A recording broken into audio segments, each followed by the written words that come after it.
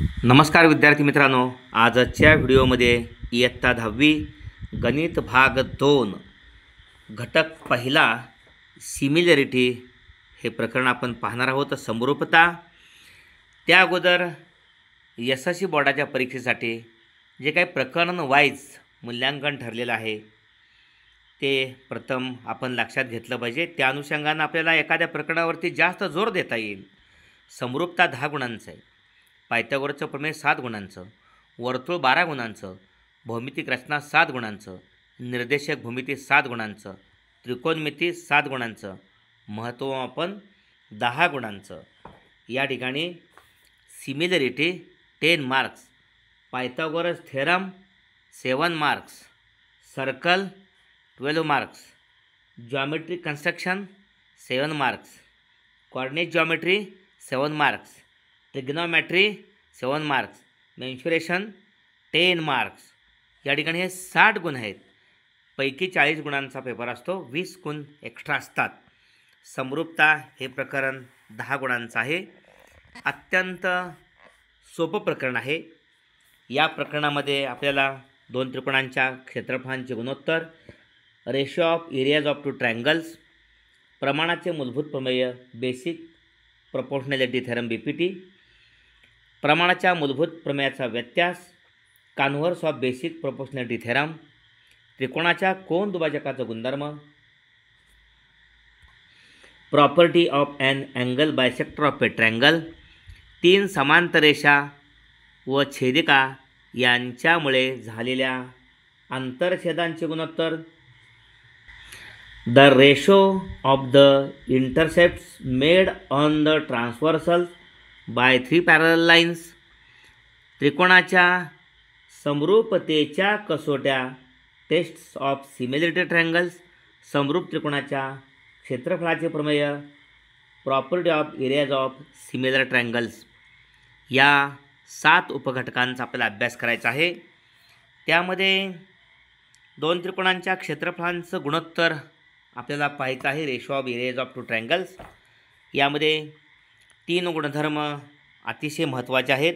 दोन त्रिकोणांच्या क्षेत्रफळांचे गुणोत्तर, हे जे दोन त्रिकोण दिलेले आहेत, त्रिकोण ABC त्याचा पाया BC त्याच्यावरती उंची AD आहे. हा त्रिकोण PQR त्याचा पाया QR आहे, त्याची उंची PS आहे. आणि कोणत्याही त्रिकोणाचं क्षेत्रफळ 1/2 पाया गुणिले उंची या सूत्राचा वापर करून काढलं जातं. आणि म्हणून या ठिकाणी आत्ता सांगितल्याप्रमाणे एरिया त्रिकोण ABCचा पाया BC आणि AD त्याची उंची आहे. त्रिकोण PQRचा QR पाया आहे, त्याची उंची PS आहे.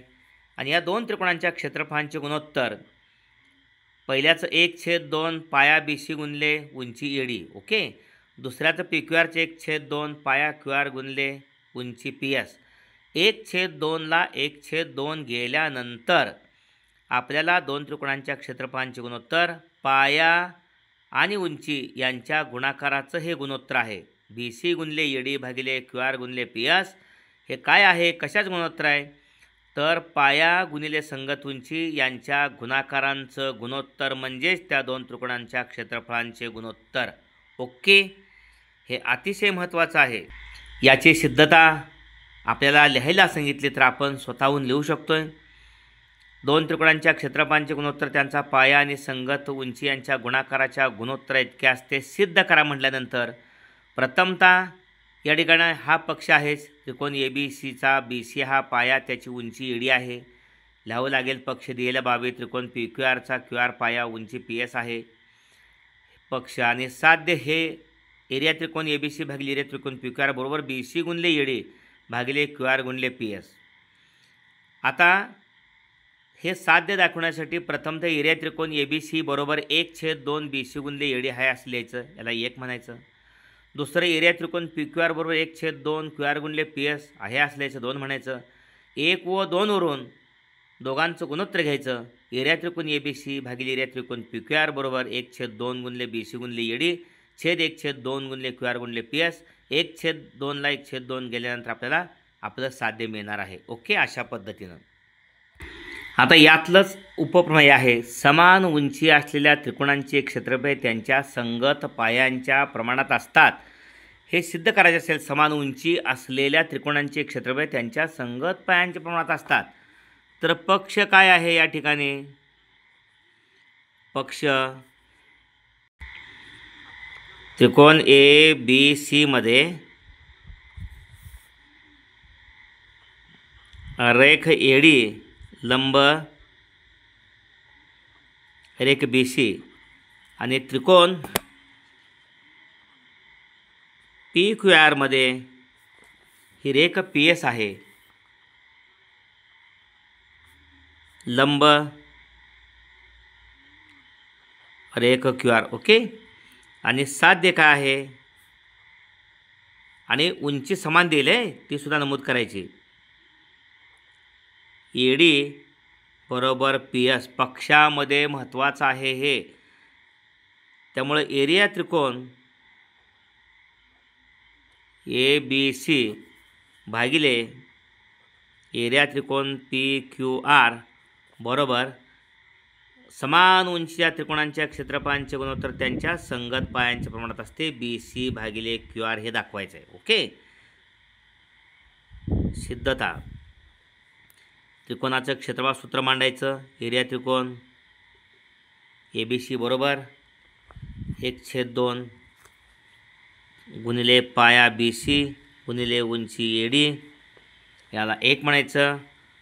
दुसऱ्या त्रिकोणासाठी एरिया त्रिकोण PQR बरोबर 1/2 त्याचा पाया QR आहे आणि उंची PS हे 2. 1 व 2 वरून गुणोत्तर घ्यायचं. एरिया त्रिकोण ABC भागिले एरिया त्रिकोण PQR बरोबर आता 1/2 ला 1/2 गेलेत असं समजा. फक्त BC गुणिले AD गुणोत्तर घेताना 1/2 जातात. BC गुणिले AD पाया गुणिले उंची आणि QR गुणिले PS पाया गुणिले उंची. परंतु उंची समान आहे ना. परंतु AD बरोबर PS कुठं दिले? पक्षामध्ये दिले.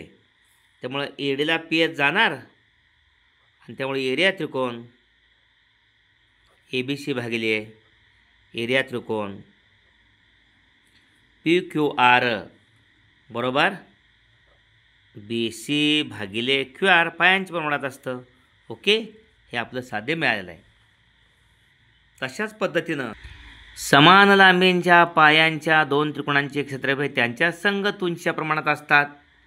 आता तुम्ही स्वतः यामध्ये लिहू शकताय. आता इथं जशी उंची समान दिली आहे तसं इथंच तुम्हाला बदल करू सांगतो. इथं पक्ष आहे असा लिहायचा आणि दिलेलं काय पाया समान इथं BC बरोबर QR. ओके. आणि इथं AD भागिले PS येणार. हे काढायचं उंचीच्या प्रमाणात AD भागिले PS. ओके.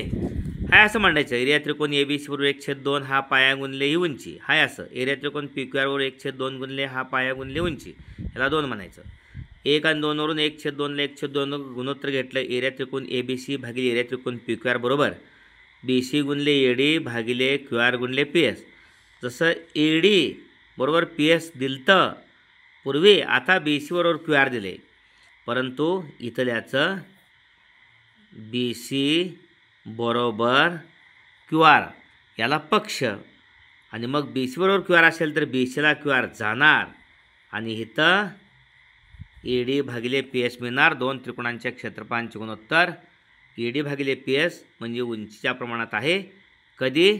पाया समान असेल त्यावेळेला. म्हणजेच हे आपलं साध्य होतं. AD भागिले PS एरिया त्रिकोण ABC भागिले एरिया त्रिकोण PQR बरोबर AD भागिले PS. ओके. अशा पद्धतीनं. आणि हे 3 प्रमेय अत्यंत महत्त्वाचे आहेत. ह्याच्यावरती लगेचच अभ्यास 1.1 आहे. या गुणधर्मावरती हमखास 1 गुणांचा प्रश्न परीक्षेमध्ये असतो. त्यामुळे आज 1 गुणांची बोर्डाची आपण तयारी केली आहे. In short area in triangle ABC, AD is a height and BC is the base. Okay. In triangle PQR, PS is the height and QR is the base. Therefore, area of triangle ABC upon area of triangle PQR is equal to 1/2 into base into height upon 1/2 into base into height. 1/2 cancel. This is the formula of area of triangle ABC. Okay, 1/2 into base into height. This is also formula for area of triangle PQR, 1/2 into QR upon QR into PS. Okay. Taking proportion, we get area tricone ABC upon area tricone PQR. 1/2 cancel, BC into AD upon QR into PS. That means hence the ratio of the areas of two triangles is equal to the ratio of the products of their bases and corresponding heights. Okay, that means this. Okay. If the height of both triangles are equal, if the ratio of the areas of two triangles with equal heights is equal to the ratio of their corresponding bases. Okay. That means here in triangle ABC, segment AD perpendicular segment BC, in triangle PQR segment PS perpendicular segment QR, and also given AD is equal to PS, height are same. Okay, equal heights. Proof. To prove area of triangle ABC upon area of triangle PQR is equal to BC upon QR. Okay, using formula area of triangle ABC is equal to 1/2 into base into height, 1/2 into BC into AD. Okay, area of triangle PQR is equal to 1/2 into base QR and PS height. This first and the second. From first and second, we get area of triangle ABC upon area of triangle PQR is equal to 1/2 cancel when dividing BC into AD upon QR into PS. Okay, but here AD is equal to PS, height equal. Okay, therefore we get here AD, PS, AD and PS cancel because equal. Therefore we get area of triangle ABC upon area of triangle PQR is equal to BC upon QR. This is our proof. Okay, then the ratio of the areas of two triangles with equal bases is equal to the ratio of their corresponding heights. Okay, now